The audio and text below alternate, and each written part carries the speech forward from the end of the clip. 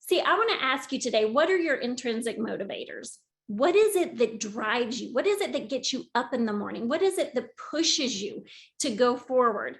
And I know for a lot of us in faith, God wakes us up in the morning and has purpose in our hearts to find value in what he's called us to do. But outside of that, what else is it that pushes and drives you, that thing outside of external rewards? I know, you know what? Finances are an external reward, and there is nothing wrong with that. If you are a CEO woman on this Zoom today, you desire to have financial freedom. Nothing wrong with that. Finances are definitely, we have a new roof being put on our house this week, a massive project. And so we literally, Emily, if you have the disclaimer, put it up right now, because we literally at the spur of the moment, because we didn't want to be here in the midst of the chaos, booked a trip to Cabo for the week so that we didn't have to be here. And so just whenever you get that disclaimer, just throw it up there and go, because you know what? There is nothing wrong with finances. Finances make our life easier in some ways, and finances do not make you, they reveal you. They reveal what is inside of you. So those intrinsic motivators, I believe that there are 3 keys to the intrinsic motivation in our life. And there's the income statement. So it takes hard work to be able to make good finances. And so we have to be willing to do that. But I think that the 3 keys to intrinsic motivation is autonomy, mastery of skills, and purpose. And we're going to talk about that because so many of us have failed at something in our life, but successful people are motivated to learn from their failures and to follow up quickly with change. So when you fail at something, some of you may have come into this business and you may think, well, I failed at this business. I failed at that venture. I felt, okay, that's cool. So how are you going to learn from the failure, make some changes so that you can succeed this time? That's what you need to do. See, I love what our company offers that we're a part of. And if you're not a part of this company and you have somehow got onto this page, that's okay. But I love Optavia because it has given us autonomy. That's the first key. We are independent Optavia coaches.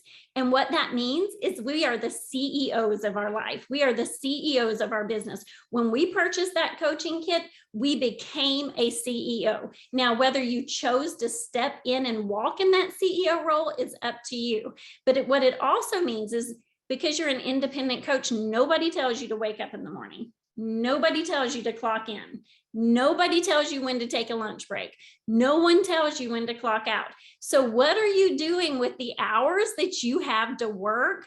Are you slacking off? Are you still thinking like an employee versus a CEO who literally invests their time and their energy into growing what they want to see happen? See, I love that we have that autonomy, but I also love that we get the ability to master our skill set to become such a powerful leader, a powerful CEO woman. That's why we have Zooms like today, the CEO Zoom.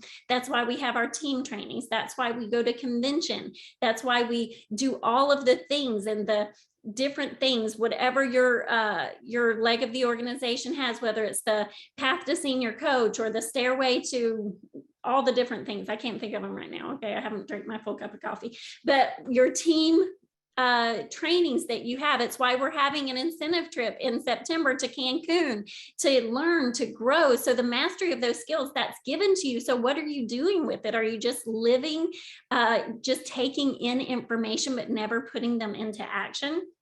But I think one of the biggest things that I love is that we need to celebrate those small wins that we have every day. I think sometimes we put a goal in our mind, and because we haven't reached that goal in its fullest, that we don't celebrate it. We just think, well, I never met my goal. I haven't met my goal yet. But we need to understand, take time to celebrate the wins and accomplishments. But here's the key.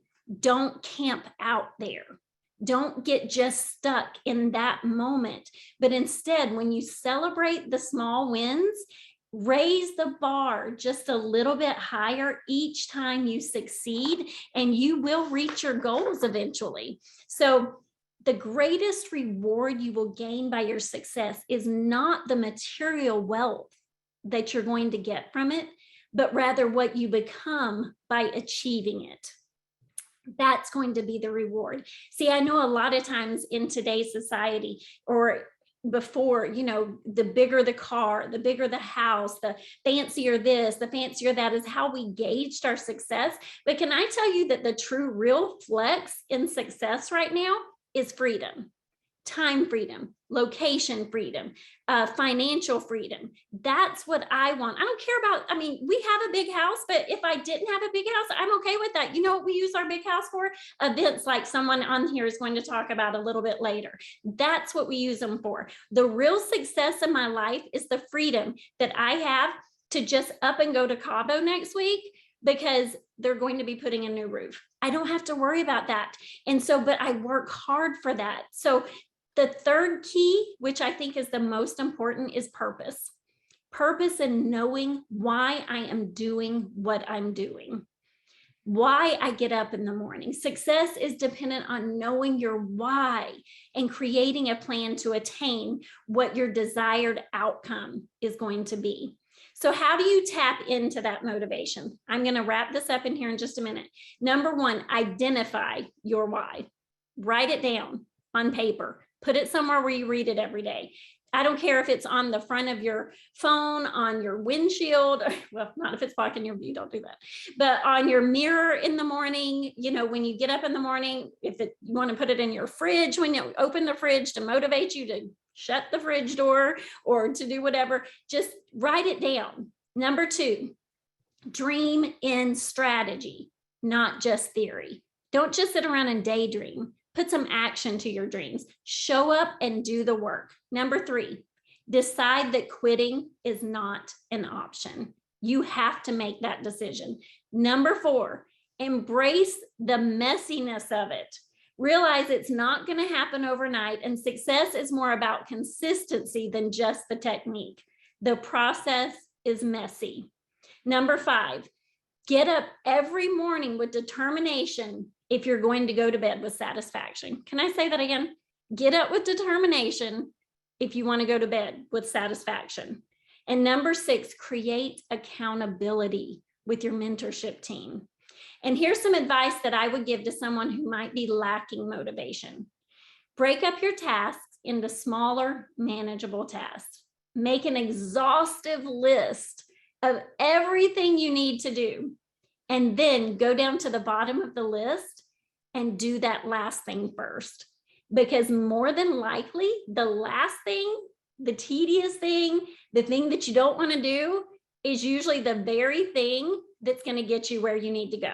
So make the list, then go down and do the last thing on the list. Number two, schedule your day, your work time, your me time, your spouse time, your family time, and have fun. Schedules create rocks in your day and encourage productivity. Number three, give yourself grace for the journey. You will make mistakes. Number four, don't get stuck in the comparison, blame, or victim mentality. Successful people take extreme ownership of their success or their lack of it. Number five, ask for help. But there's a couple of ways that you can stay in that massive momentum motivation. Number one, regularly review your goals and your progress. Constantly create new goals. If you accomplish something, don't just stop there. Set a new goal. Set a new project in front of you. Number two, keep the momentum up. If it's not, I think sometimes we think it's about better time management, but really it's about better life management. We have to manage our lives better. Show up, show up, show up. And after a while, the motivation will show up too. I just want to tell you, if the decisions that you make every day, the places where you invest your blood, sweat, and tears are not consistent with the person you're aspiring to be, then you will never become that person. Put your efforts where it counts. And number three, find mentors. Lean into people who are where you want to go. Lean into your mentorship. Surround yourself with positive people. Stop wasting energy on people who drain, exhaust, frustrate, and fundamentally misunderstand you. Stop apologizing for outgrowing people who choose not to grow with you. And number four, This is key. So many of us on here have took back our health and we just stopped with losing the weight. But number 4, try exercise as one of your daily goals to improve your mental health. I promise you it will make a difference. We cannot create the life you love for you. You have to take ownership, because I want to ask everybody on here before we move on. I want to ask you, how many of you are taking vacations this week? Put a 1 in the chat. Just go ahead and put, or this year, this summer. If you're going to go on vacation this summer, just put a 1 in the chat. And now I want to ask you, how many of you are taking an even better vacation because of Optavia, because of your job, because of this great life that this company has given you? Because if it has given you a better vacation for your family, wouldn't it be an indictment against what you have built if you go on vacation and forget what helped you get there? Because people's why do not stop just because you disappear for the summer.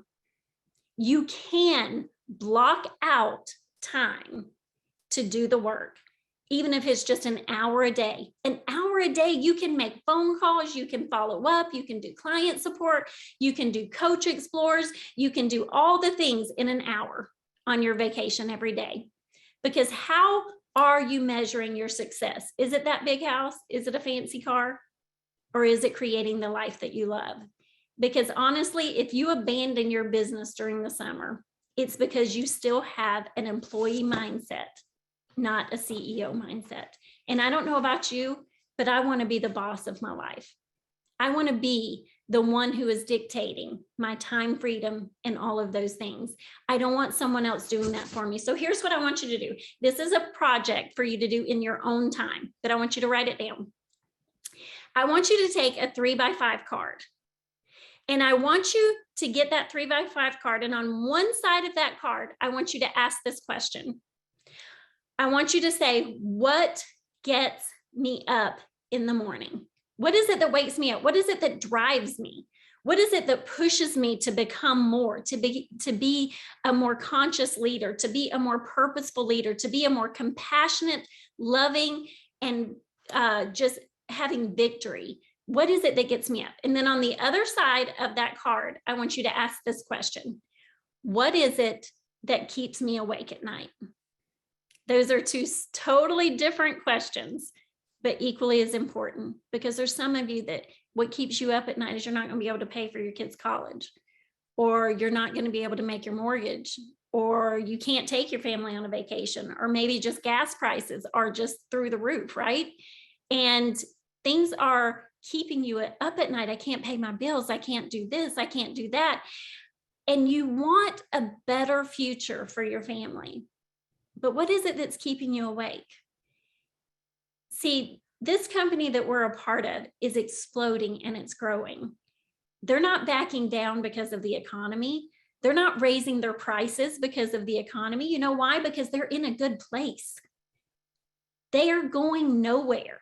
This company that we're a part of takes great care of us as coaches, and they are moving into the future. So what is it that's keeping you up at night? And I want you to answer those 2 questions as simply as possible. 1 sentence.